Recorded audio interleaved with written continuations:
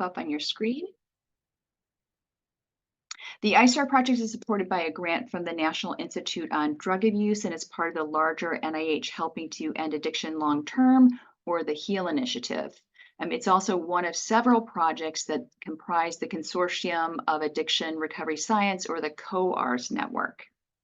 So this training today is the 7th webinar in the I-STARR training series, and it's the 5th that's geared specifically towards folks who would like to be studying recovery housing. So what do we mean by that? It means that we've developed webinars on topics that are particularly relevant to conducting research on recovery housing. And each of the webinars in this series focus on a specific methodological aspect of research, in addition to providing kind of a primer of sorts on that research topic. The webinar will also highlight research that's being conducted or has been conducted by recovery housing researchers addressing that topic. So the topic for this month's webinar is the pros and cons of mixed methods designs. We can go to the next slide, please.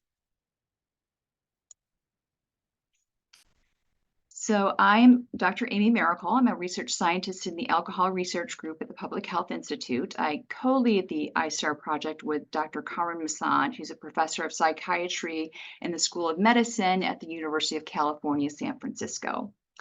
The team also includes co-investigators Sarah Zemore and Lenny Jason, biostatisticians Mina Subbaraman and Libo Lee, as well as communication specialists Diane Schmidt and Dustin Kebzu, and the project's research coordinator or project coordinator is Quinoja Capitani. Next slide, please. The I-STARR project activities are guided by a 17-member advisory board comprised of a diverse group of leaders from across the country. So our advisory board members represent recovery and recovery housing leaders, treatment providers and payers, national policy advocates, as well as researchers and educators. I haven't looked through who all is in attendance. We might have some of our advisory board members here at the webinar, but I'm very pleased and proud to say that we have one of our advisory board members as a presenter for this webinar. Next slide, please. So that's a little bit of background on the I-STARR project, but before I introduce today's webinar and webinar presenters, we'd like to get a sense of who's in the audience today with some quick polling questions. And they're just 4 polling questions. The first one is, what best describes your field of study? The next is, what stage are you in your studies in this field? How familiar are you with mixed methods research principles and methods? And have you conducted or worked on a mixed methods research study? So if we could launch the poll now, that would be perfect. There should be something popping up on your screen with those questions. Excellent. And because there are 4 questions, you might have to use the gray bar to scroll down to answer them all. And after you have, just hit submit. I don't think that Zoom will let you exit that screen until you answer all the questions. So I'll give you a couple seconds to answer those.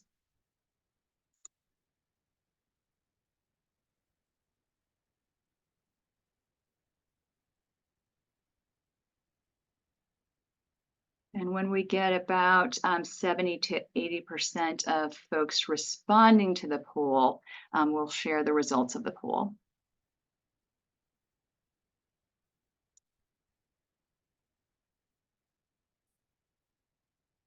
Excellent, that was fast. So in terms of who's in our audience, it looks like that we have a fair number of folks who are in the health sciences. 43% is the largest percent represented. And then in terms of the stage folks are at in their studies in this field, we have a nice mix. So we have about 40% who've completed their terminal education degree within the past, I can't see that, the past 10 years, but also folks who are currently receiving graduate training, as well as folks who are further along in their training. And then how familiar folks are with the research, mixed methods, research principles and methods. Actually a nice distribution here. About half would rate themselves as a 3 on that scale from 1 to 5 in terms of familiarity. We have a number of folks who have conducted or participated or helped with conducting a mixed method research study. So that's good. We can pull from expertise in our audience. Let's go to the next slide.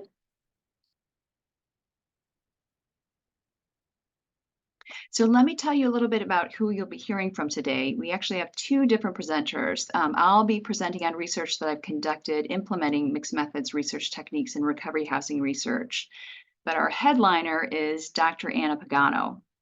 And she'll be providing an overview on qualitative research techniques and how they differ from and augment quantitative research techniques during this presentation. She's also done her own recovery housing research, and we'll hear about that too.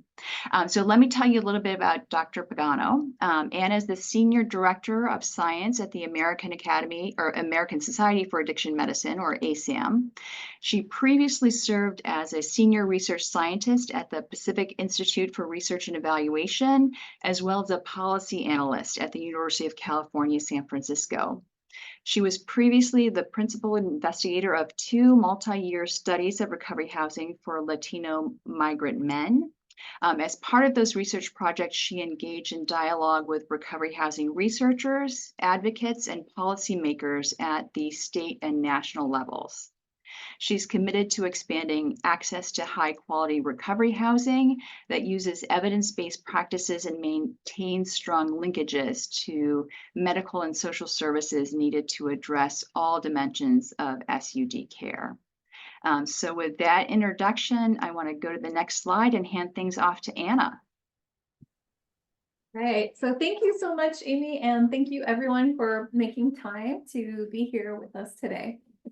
So I'm going to provide just a quick overview of qualitative research and mixed methods approaches. And I see that that more than half of the poll respondents have engaged in mixed methods research. So that's fantastic. So maybe we can teach each other some new things today. So just to tell you a little bit about where I come from. So I'm a trained anthropologist and primarily a qualitative researcher. But like most of us in public health research, I've worked in multidisciplinary settings. And many of the projects I worked on included both qualitative and quantitative components. So when designing a study, we may wonder when it makes sense to use qualitative versus quantitative methods. In general, the selection of methods should be guided by the research questions. So qualitative methods are often used to answer what, how, and why questions, while quantitative methods are often used to answer questions like how many, how often, how much. Okay, next slide, please.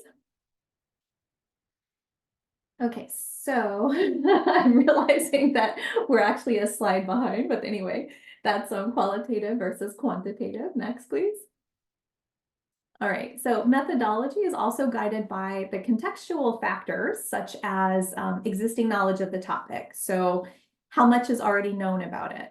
Sometimes exploratory research is best approached through qualitative methods first. So for instance, if you want to study broad trends in attitudes towards MOUD, medications for opioid use disorder among individuals in recovery residences, you might want to do qualitative research first to get a sense of the range of attitudes that they might have. Okay, another important contextual consideration is researchers' access to members of the study population. So that might be determined by logistical concerns, available resources, and of course, the researcher's relationship to the study population. For instance, you often have to spend time networking and getting to know members of the study population and talking about how your research can benefit them. So this helps you to get buy-in, gain wide participation, and also to get better data, right? So if you're forming a community partnership as you're doing the research, you have more trust, there's more of a back and forth relationship. And I have found, and I think many of us have found, that it tends to benefit the research all around. So your access to the study population might also be shaped by, of course, your IRB protocol, and your sample size is often determined by funding support, right? So how much people power can we afford, and how much time to engage with this population. So in some cases, it may be more cost effective to disseminate a survey than to spend lots of one-on-one time interviewing study participants and then analyzing usually quite large amounts of qualitative interview data. But another really important consideration when you're choosing research methods is cultural norms. So some study populations might feel more comfortable with specific modes of data collection. And this is often true of what are sometimes called hard to reach populations. Often beginning with a survey instrument might feel impersonal or intrusive to some people, while a face-to-face conversation may feel more comfortable, at least until you build more rapport. Okay, next slide, please. Okay. Great. So before we get more into the ins and outs of mixed methods research, let's talk about qualitative research methods, just basically. So in public health research, I would say most studies are still conducted with quantitative methods, but there is a growing contingent of qualitative public health researchers, mostly from the fields of anthropology, sociology, and nursing, but of course others as well. And in public health research, there is sometimes a sense that qualitative research is synonymous with exploratory research, or that qualitative research is just interviews, or it's just collecting stories, or that somehow it's kind of like an add-on or a prep, right, for the quantitative main component. But qualitative research is an independent research approach with a wide array of paradigms, models, and methods. So to begin with, qualitative data collection methods include things like ethnography, interviewing, archival research, and interactive or collaborative methods. So just to start with a few comments about ethnography. Ethnography means writing about culture. It's based on participant observation, in which the researcher spends a lot of time with the study population, both observing and participating in their activities. So in recovery housing research, this may mean hanging out for hours at a time in a recovery residence, and also accompanying the residents to wherever they're comfortable with letting you go, as long as it's approved by your IRB protocol, of course. So participant observation is really important, because if you rely on interviews alone, you're limited to self-report. And participant observation allows you to observe behavior and practices in different settings and situations. So you see what people are doing, and you can compare that to what they say during interviews. And so after each participant observation session, you write up detailed field notes that describe the setting, interactions, events, and behaviors that you observed and participated in. And often during participant observation, the researcher will ask study participants about topics related to the study questions. This is termed informal interviewing, because it's during a spontaneous social setting, right? You're not sitting one-on-one with somebody, you haven't scheduled an interview, but you're just having a conversation with them. But it's a guided conversation, right? You're directing towards a specific topic, as long as that is natural, given the circumstance. And so the researcher tries not to alter the participants' behaviors or change the course of events in any way, but just participates in a way that seems natural, given the setting and the cultural norms. And I should add here that before any researcher does participant observation, everybody knows what's going on, right? So they know that we're observing and that we're writing about them. So normally you would start out in recovery housing research with a general presentation or more, just to make sure that you reach everybody and you give people a chance to opt out from being written about. You give them a chance to share concerns. And of course, we have to take into account how comfortable people feel sharing those concerns. So these are some of the issues that we wrestle with when designing IRB protocols for participant observation. So, all right, so you prepare your field notes. Later, you analyze those field notes thematically along with any other data that you collected. And we'll go into that a little later, but moving on to interviewing.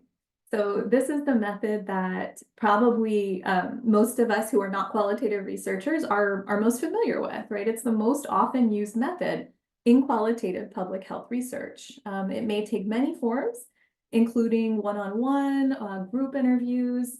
It can be a structured interview, a semi-structured interview, or an unstructured interview. So a structured interview guide has predetermined questions. They should be asked in the same way and in the same order during each interview. But more commonly, we use semi-structured interview guides, which have specific questions and probes, but the order and the wording can be altered to varying degrees. And that helps support a more natural flow of conversation during the interview. And we don't have to kind of stop people from talking. We can sort of guide them into the next topic, but we can give them that flexibility to to move around between the topics. And so open-ended interview guides or unstructured interview guides contain only themes, but not specific questions usually, because they're supposed to unfold much more naturally, like a conversation. So you might ask the interviewee something like, so what do you think about using medications for opioid use disorder? Or in language that is more normal for however they discuss medications for opioid use disorder, if that's not the preferred term. And then they lead the conversation. And so all qualitative interview types feature open-ended questions, and the responses are recorded in full to be analyzed thematically later. Okay, so next we have archival research, which involves collecting materials related to your topic, such as photographs, media clippings, public health communication materials, and then probably guessed it, analyzing those thematically. And finally, interactive and collaborative data collection methods are led by your study participants. So an example of that is photo voice or video voice, where study participants photograph aspects of their daily life that relate to your study questions. And then they interpret them in writing or during an interview. Might be journaling, which is sort of similar to photo voice, except it uses the participants' written or self-recorded spoken accounts rather than photography. Okay, next slide, please. Okay, so speaking of data analysis, you'll notice that I keep mentioning thematic analysis, and that's just because it is the most, I would say, the most common form of data analysis used in qualitative public health research, at least.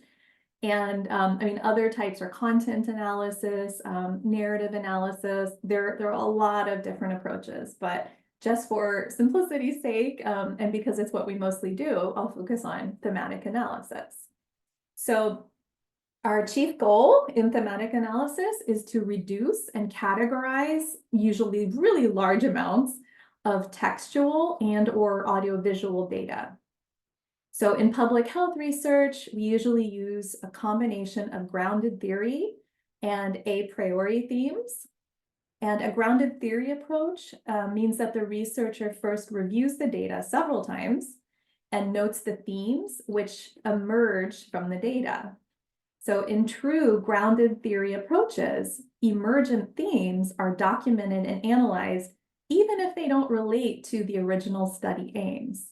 But in public health research, we're usually doing applied qualitative research. And so we usually use a modified grounded theory approach that not only includes emergent themes related to study aims, even if they're not the ones we expected to find, but also includes a priori themes that are created directly from the study aims. So we say they're determined a priori, right? Like before we even look at the data.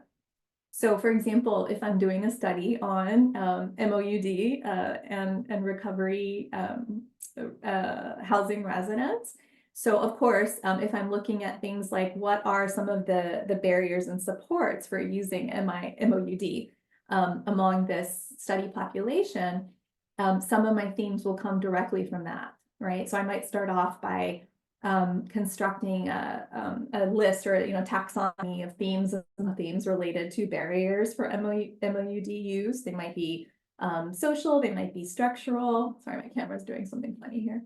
It doesn't like movement. And they may be individual, and let's see, I'll just stop and start that again. It doesn't look so crazy. Okay, a little better there. So, right, so those are the a priori codes or themes, and you may or may not actually have data related to those themes. It depends what comes up during your data collection. And so after we create a list of themes, we examine the relationship between them, and sometimes we'll merge them or we'll create main themes and sub-themes. And as I was just saying, these become the taxonomy of codes that we'll use to analyze our full data set. So after we have assigned themes to specific sections of data, we'll often use qualitative data analysis or QDA software to upload our data files and apply the codes electronically. So an example of that is Atlas TI, which a lot of people use. There's NVivo, there are so many different ones. So throughout the coding process, ideally, there will be more than one coder. So intercoder agreement can be calculated, and any discrepancies can be resolved to arrive at the final coded data set. So once coding is finalized, we're able to pull up all the data across documents related to a code and then examine them again, so we can determine the relative importance of the themes. Okay, so relative importance, that means the weight or the salience a particular theme has within and across documents or files. So that sometimes will include a count of how often the theme recurs across interviews, as well as the proportion of a given interview's total text devoted to that theme. And that's assuming that the interview guide questions were balanced or distributed across domains related to the study aims. So the QDA software assists with calculation of relative importance, as well as identifying relationships between themes through code co-occurrence functions. So when there's a comparative question that involves interviewee subgroups, interviews can also be grouped into designated families, and thematic patterns can be compared between them. So, for example, and I'll talk about this more in a minute, but in some of my recovery housing research, we had both first and second generation immigrants, right? And so for some of the comparisons, we would form two interview families. And so one of them would be first generation, another would be second generation. Sometimes we also would separate by gender. We would separate by which recovery house the interviewees came from. There's lots of different ways that you can do it. And it's all just depending on what your research questions are.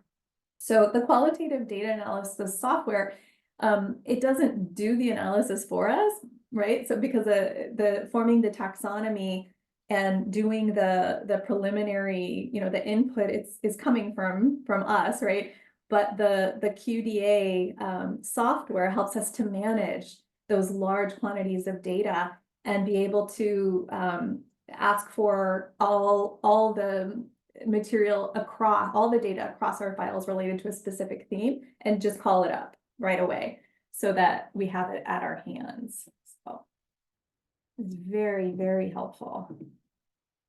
All right, and then finally, the coded passages of data. Those are the units of data, which then we put into reports and into manuscripts. Okay, next slide, please. Okay, so as you know, mixed methods designs incorporate both quantitative and qualitative approaches. And the two main types that are generally used are sequential designs and concurrent designs. So sequential designs are sometimes also called embedded designs, and concurrent designs are sometimes called convergence or parallel designs. And so, as the names suggest, in a sequential design, one type of approach is followed by another in sequence. In a concurrent design, qualitative and quantitative methods are used in parallel simultaneously, and then results from each are used to triangulate or compare, contrast, and confirm one another. So sequential designs can be exploratory and or explanatory. So a typical exploratory design, so that first line under sequential where I have qual to quant, that might be the use of qualitative methods to develop quantitative survey measures, for example. So the researchers might go out and ask people in a recovery residence to list the thoughts that come to mind when they hear terms like opioids, methadone, buprenorphine, and that's called elicitation. Or in a study of alcohol use, you might ask study participants to list all the settings in which they commonly drink, then to organize those in terms of most to least often. And in fact, my colleague Juliette Lee and I used that method for Dr. Kale Conrady's study, which took place among patients in emergency department setting. So after you do the elicitation, you might then ask the study participants to list all the settings and then to organize them in terms of most to least often. So that's called pile sorting. When you take all of the categories and then you ask the study participant to sort them in terms of importance, in terms of frequency, depending on your research aims. And so those are techniques that are often used as part of qualitative interviewing to create survey measures. So that second line that goes quant to qual, that's an example of an explanatory design. So you might deploy a survey, analyze the quantitative data, and then use qualitative interviewing to help explain the findings. So that's often done with focus group interviews, since those are a more efficient way to gauge the range of possible explanations for an observed phenomenon. And then another typical design is qual, quant, qual, that third line under sequential. And so exploratory explanatory design will combine those two steps. So the researchers would use qualitative methods both to develop the quantitative measures and then to explain the quantitative findings. And another example of that design is beginning with a qualitative exploratory study using surveys to gauge the generalizability of the qualitative findings, and then returning to study participants to present findings from both and elicit their reactions as a confirmatory step. So that's a qual, quant, qual example. So concurrent designs, they are often used when the study period is compressed or access to the study population is only available for a specific window of time. And this often occurs in research that involves long distance travel. So in that type of design, again, the qualitative and quantitative data collection might be occurring at the same time, and then findings are combined into a single data set for analysis. Okay, next slide, please. Okay, so just a couple examples of my own recovery housing research, and I've used qualitative only as well as sequential mixed methods designs. Next slide.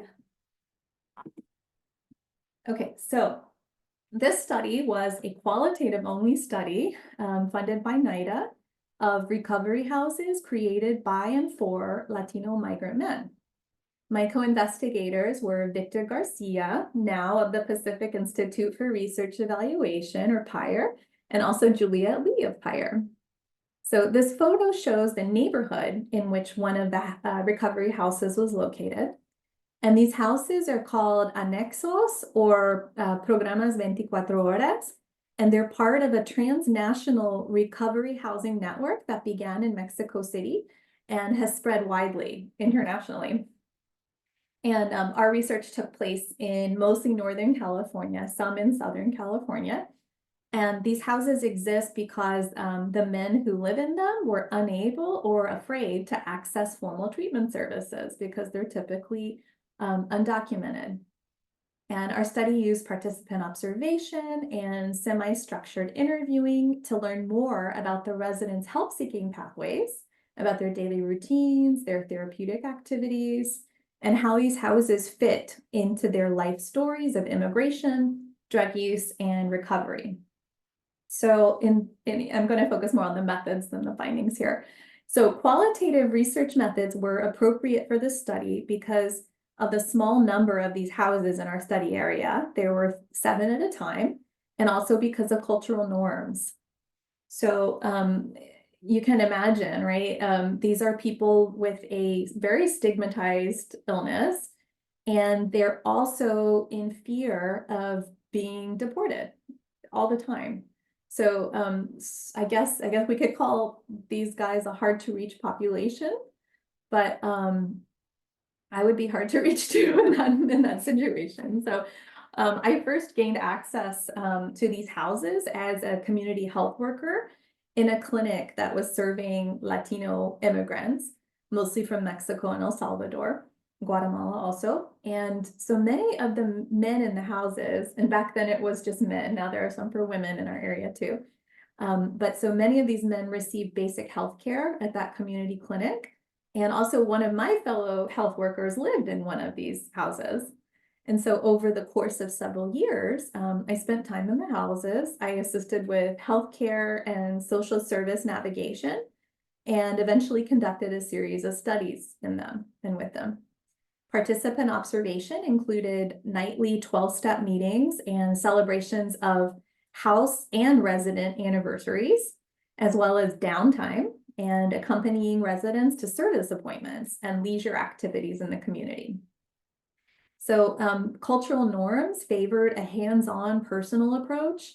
So getting to know folks over time and then having unstructured and semi-structured interviews with them was preferable to conducting surveys because people were wary of being named or counted, right? And as much as we could say, you know, we're not going to share your identity. I mean, there was a lot at stake there for them. So we had to go very slowly, very respectfully, be very, very careful. Okay, next slide, please. Okay, so this study was funded by TRDRP, so Tobacco-Related Diseases Research Program, and it used a mixed methods design to examine barriers and supports for smoking cessation among Latinos in addiction treatment. So broader group this time. The study included both Latino-specific formal treatment programs, which usually required that the clients or patients have a green card, as well as recovery houses accessed primarily by undocumented Latino migrant men. And so we compared smoking attitudes and behaviors, as well as help seeking for smoking cessation between first and second generation Latino immigrants. So what was our design? So in the exploratory phase, we used participant observation and semi-structured interviewing in 7 different programs to learn more about how smoking behaviors and attitudes fit into people's life stories of immigration, drug use, and recovery. So similar to the first study. And that was intentional so that we could be gathering data with similar themes to do a wider data analysis subsequently. So then we used our qualitative findings to develop and deploy a survey that included most individuals in each of the programs. And that way we were able to reach more people in a shorter time than we could with interviewing, although we were unable to sort of drill down the way that we could during interviews. So a little bit of a trade-off there. But then once we analyzed the survey data, we returned to each of the programs and we held a series of discussion sessions.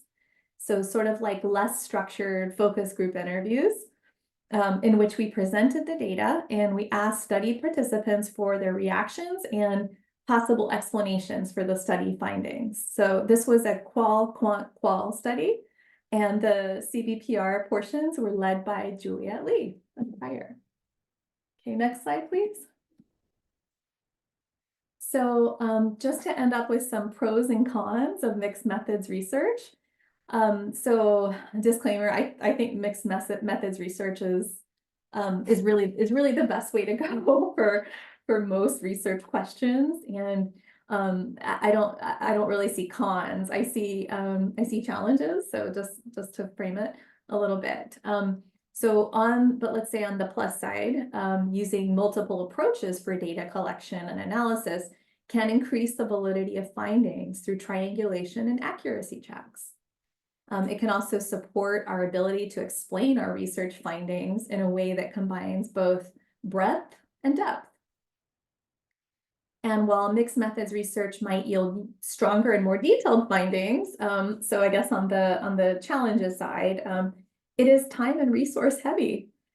Mixed methods research teams must be multidisciplinary, so they're usually larger than research teams who are using a single methodological approach. And data analysis is also doubled or tripled, and qualitative data analysis in particular can be time-consuming due to the sheer volume of text that needs to be processed. And so larger teams, more time mean more funding is necessary. And sometimes it can be a hard sell to funding agencies. But I've found that at other times they do seem to appreciate the effort at triangulation and working across disciplines. So also, though, it's important to note that mixed methods papers can be tough to publish due to word limits. Qualitative papers are already challenging to publish because we have to provide examples of the text data, which increases the word count. And then if you add data from another component, it ends up limiting the range of journals to which you can submit. Nevertheless, I hope that we continue to strive to conduct mixed methods research, even if we have to split findings into multiple papers to make them more palatable to journal editors and rules, because having the complement of breadth and depth is really invaluable for high quality scientific investigation. And with that, I'd like to hand it off to Amy. Thank you. Wow. Thank you, Anna. That was absolutely amazing. I just love the overview of mixed methods research, particularly the basics of qualitative research. And I have to say that I'm in awe of sharing a virtual stage with an anthropologist because I'm not one. I did have a dual major as an undergrad, with one of those majors being sociology. So I've gotten some training and have a great deal of respect for qualitative research methods. But I don't consider myself a qualitative researcher. That said, I've done a number of studies that have qualitative components to them. And I just want to present a couple of examples of that research very quickly. So let's go to the next slide. So these are a couple of studies that were purposefully mixed methods in nature. The first study was one that I conducted in Philadelphia about 10 years ago.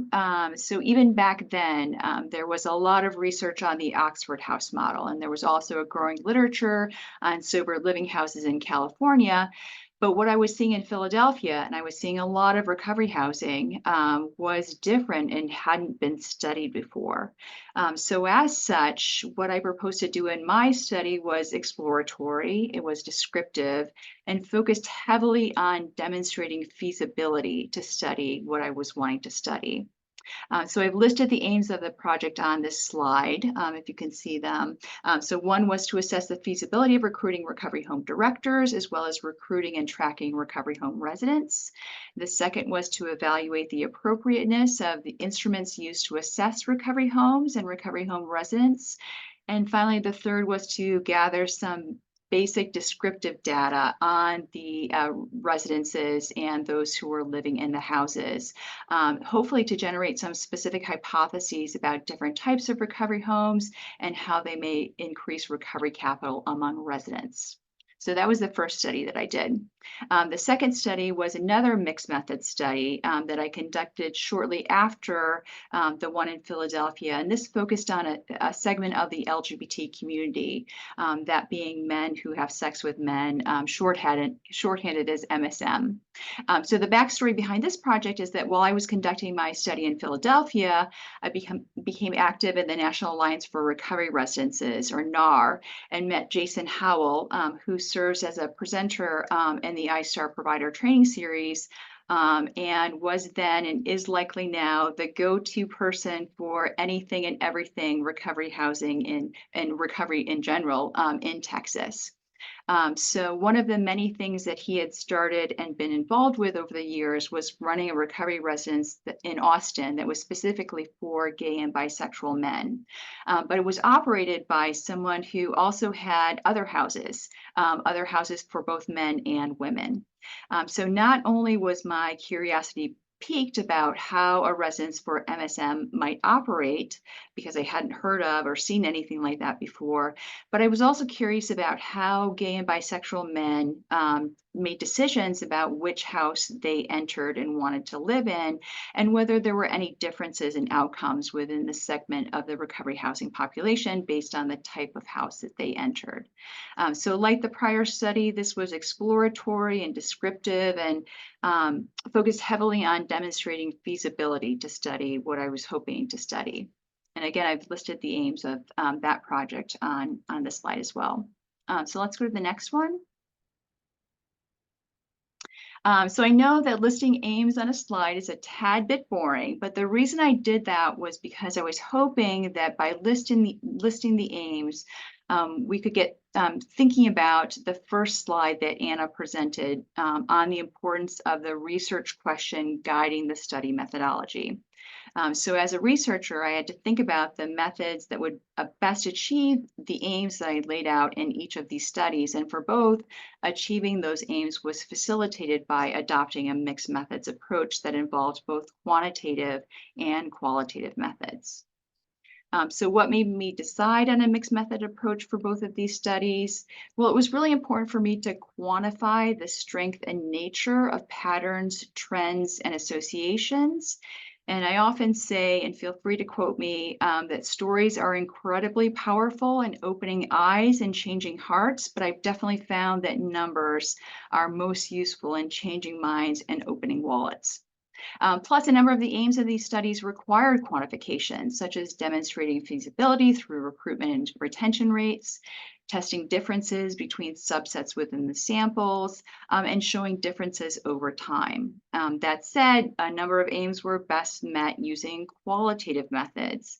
And we use qualitative methods to troubleshoot and problem solve our study methods by, for example, talking with participants about what was the best way to engage this population.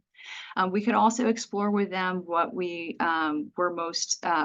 the most important questions to be studying or asking of this population. And finally, why we didn't do it with these studies, although we could have if we would have had more time, we could have used qualitative methods to go back after we analyzed our quantitative data to help them or have them help us interpret our findings and use their expertise to set up future studies. Let's go to the next slide. So on this slide, I just highlighted some findings from the study, and I won't go into detail here, but there were 4 publications from the Philadelphia study, and 2 of them were quantitative, looking at the residences and the recovery housing landscape. There was another quantitative paper looking at the resident service needs and outcomes over time. But I have to say that the paper that I'm most proud of from this study was a qualitative paper, strictly qualitative, that looked at why recovery residence operators did what they did with their recovery housing. And I've listed or put a picture of that study on this slide. Let's go to the next one. So the Texas study also had 4 publications. 2 of them were quantitative, again, describing the residences, another quantitative looking at the service needs of the residents coming into the house. There was one that was purely qualitative, looking at how the gay and bi men's home started, and barriers and facilitators to operating that kind of recovery residence. But there was also a mixed methods, a truly mixed methods, both qualitative and quantitative paper from that study, looking at quantitatively residents' needs, but also qualitatively describing how they found their way to the residence of their choice and what they were looking for at that residence. So next slide, please. So to sum up, how I typically weigh the pros and cons of mixed methods approaches. For me, ultimately, it comes down to the research question or the aim and how best to address it. So I'm a scientist, and I'm going to do what I think will give me the best results. That said, there's lots of ways to peel a banana. And I think it should be acknowledged that for better, for worse, the world is really built to support, or at least our research world is built to support quantitative work. It's certainly easier to publish and garner attention with quantitative work. And I should also acknowledge my own biases. I would much rather be handed a giant data set than a stack of transcripts any day. Any day. Did I say any day? I meant any day. For me, I just find quantitative or qualitative data analysis incredibly time consuming. And because it's harder to publish and garner attention with qualitative work, I really have to think about how much of that I can do in a particular study, and still have time to do the quantitative work and raise attention and really make the most of all the qualitative work that I have done with the quantitative pieces.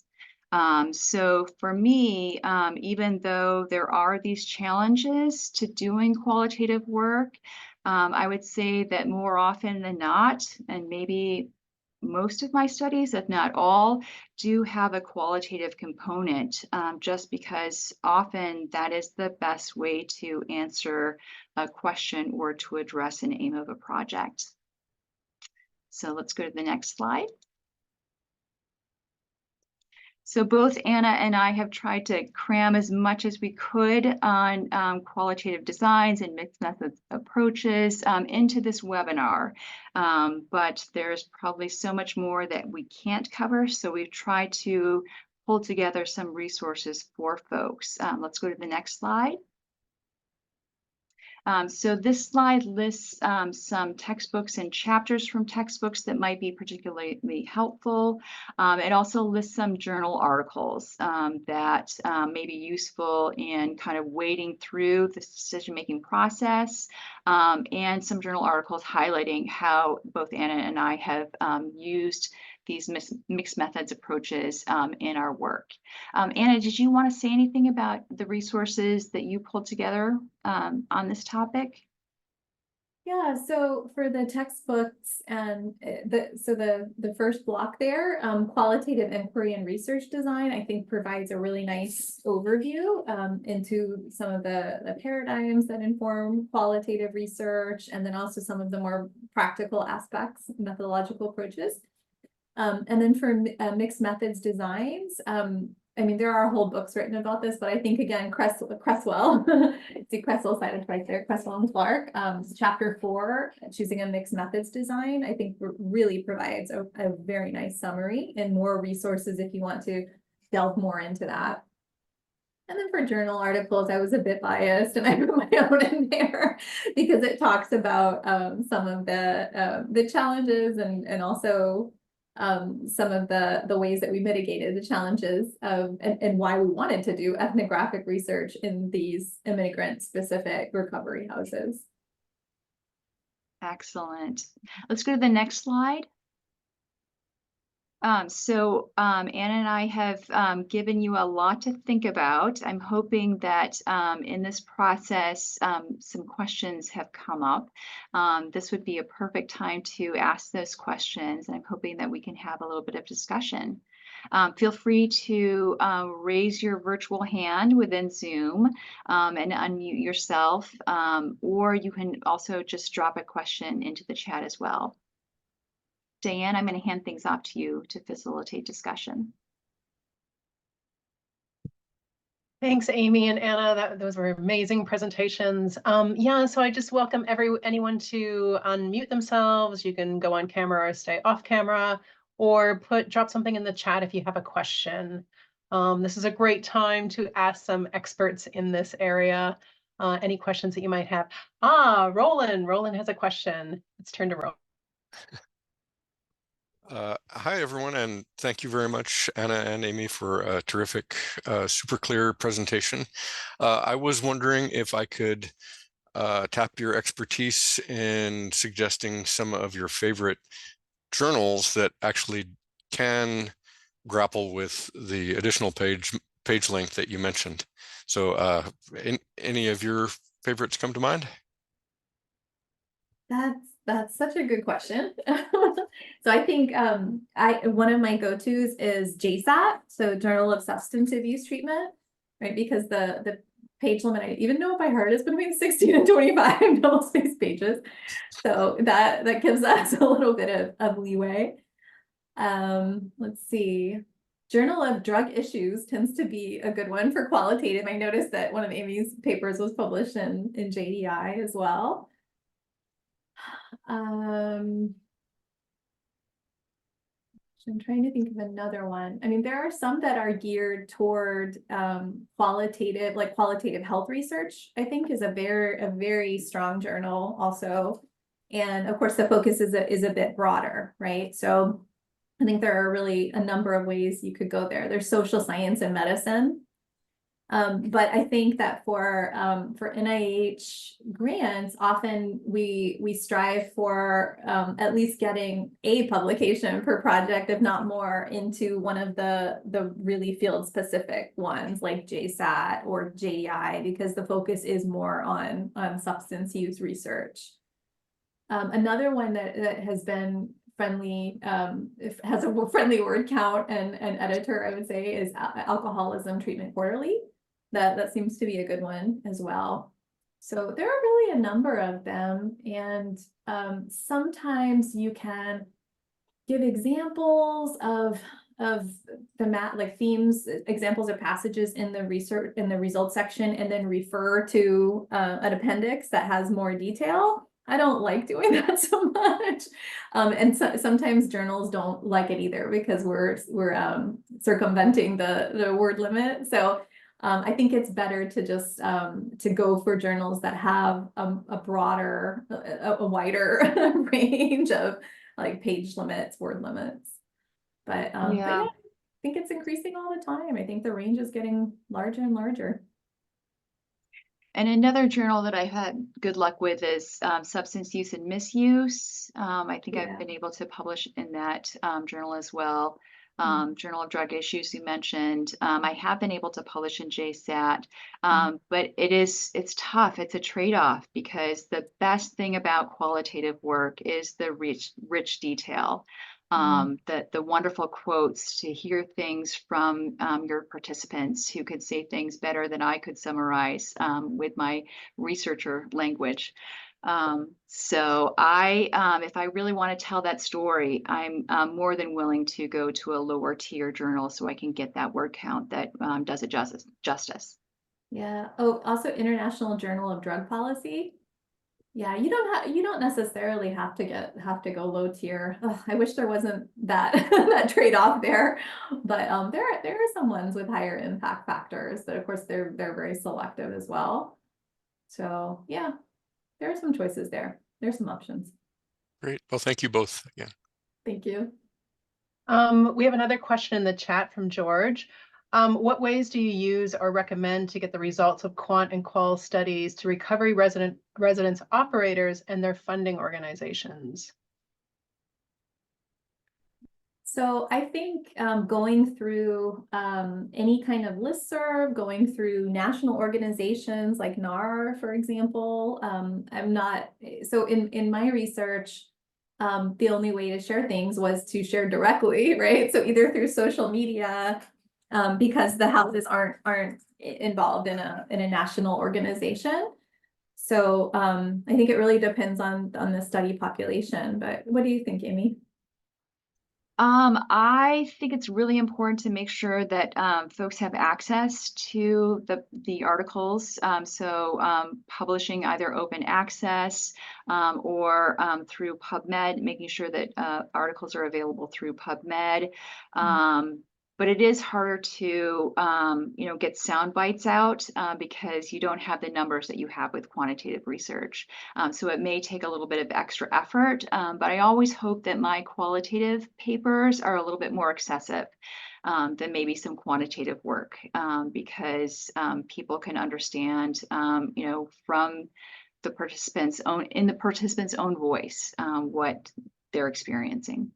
Yeah, and it's really nice when we have funding and time to be able to visit the houses that participated in the research, right? And share the results with them directly and then give them copies of the paper.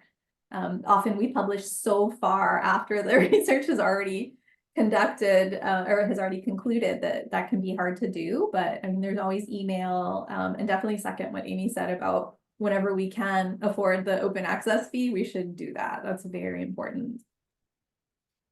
Thank you both. I don't know if there are any other questions from the audience. I think we're running out of time. I had a very quick question. Just curious to know about funding and how NIH, like what kind of funding supports qualitative research? Like, do you find state funding to be easier to do qualitative work, or is NIH on board with qualitative work?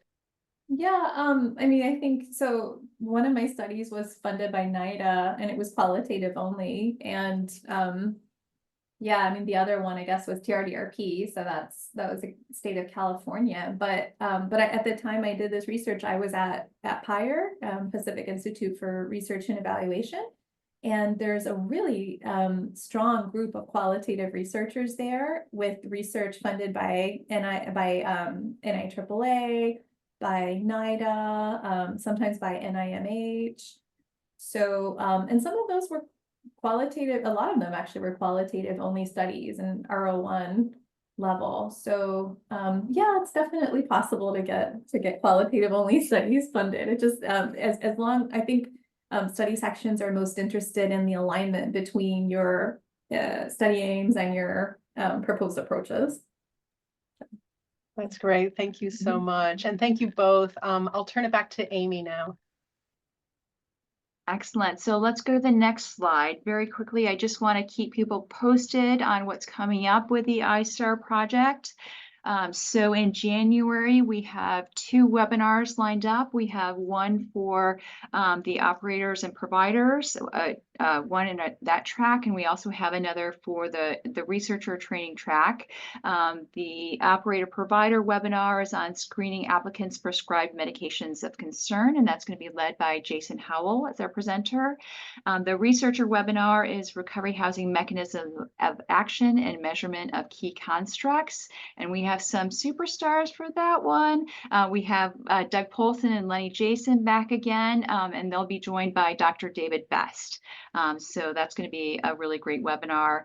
The webinars are always from 11 to 12 on the West Coast here, which is from 2 to 3 on the East Coast. The provider webinars are the first Tuesday of the month. The researcher webinars are the third Tuesday of the month. And if you want to hear more about our webinars or sign up for our newsletter, feel free to go to our website or connect with us on social media. Let's go to the next slide. And just as a wrap up, I want to remind folks again that this is a training that's part of a training series. So if you're part of the training series or you're thinking about registering for the training series, I just want to remind you that if you complete all 12 webinars in the series, that you can receive a certificate of completion and the opportunity to have your name listed on the I-STARR website as someone who's completed this training. If for whatever reason you have to miss a webinar, we do make our webinars available on our website, but we're also building a learning management system on our website, a new learning platform, so that we can better track attendance for folks who are viewing the webinars after the fact, and so that you can have more of an interactive experience when you're viewing the webinars online. And so with that, I think that I need to wrap up. We're over at our time limit, and just want to thank everyone for showing up to this webinar. A huge thank you to Dr. Anna Pagano. Again, it's such an honor to share this virtual stage with you and to learn from your work. It was a fantastic webinar, and I hope that I see folks back at a webinar in January or down the road. Thank you. Thank you so much.